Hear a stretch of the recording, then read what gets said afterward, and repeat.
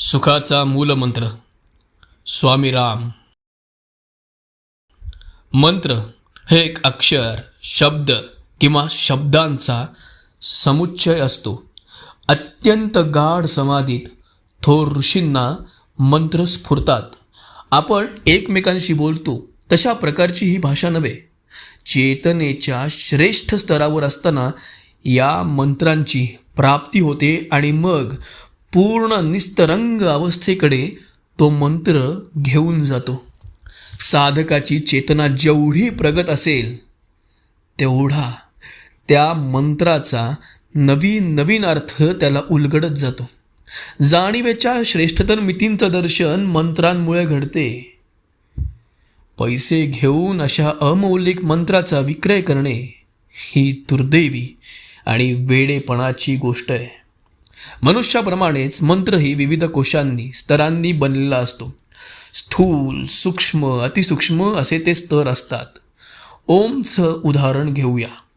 ओमच्या 3 मात्रा जागृती, स्वप्न, सुषुप्ती या चेतनेच्या 3 अवस्थांच्या सूचकेत किंवा स्थूल, सूक्ष्म आणि अतिसूक्ष्म या शरीराच्या निदर्शक आहेत. परंतु 4थी अवस्था किंवा मंत्राचं सर्वात सूक्ष्म रूप हे निराकार, अनाद आणि अव्याख्य, व्याख्या करता येणार नाही असं आहे. साधकाला लक्ष योगाची प्रक्रिया कळली की निराकार आणि अतिमानस या मंत्र साधनेने प्राप्त होणाऱ्या जाणीवाही अनुभवाला येतील. मंत्र अत्यंत शक्तिशाली असतात. जणू संपृक्त झालेली अभीष्मा किंवा प्रार्थनाच म्हणा ना.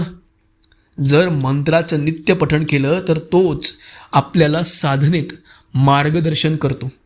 लोक ज्याप्रमाणे मौल्यवान वस्तूंचा संग्रह करतात त्याप्रमाणे मी मंत्रांचा संग्रह करीत असे.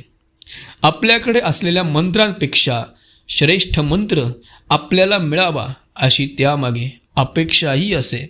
केव्हा केव्हा मी स्वतःच्या मंत्रांची इतर साधकांच्या मंत्रांशी तुलना करीत असे आणि मग स्वतःशीच म्हणत असे, माझा मंत्र त्याच्यापेक्षा चांगला आहे.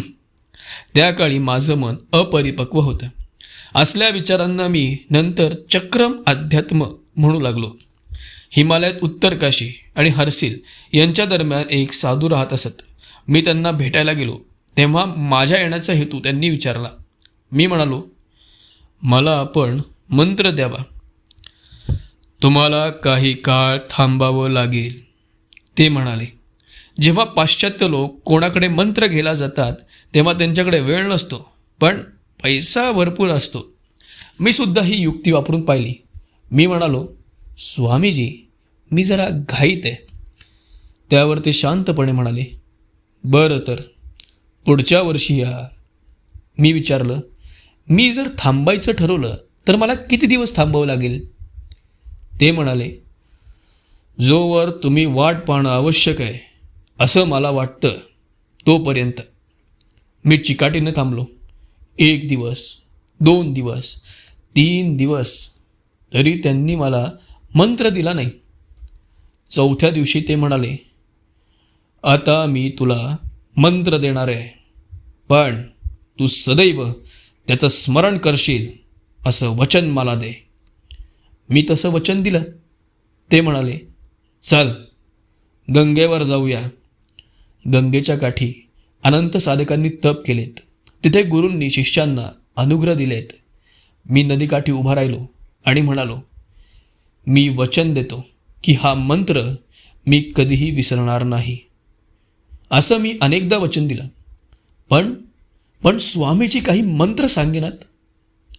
शेवटी ते म्हणाले, जिथे कुठे राहशील तिथे आनंदाने राहा. हाच मंत्र आहे. सदैव आनंदी राहा. अगदी गजा आड गेलास तरी.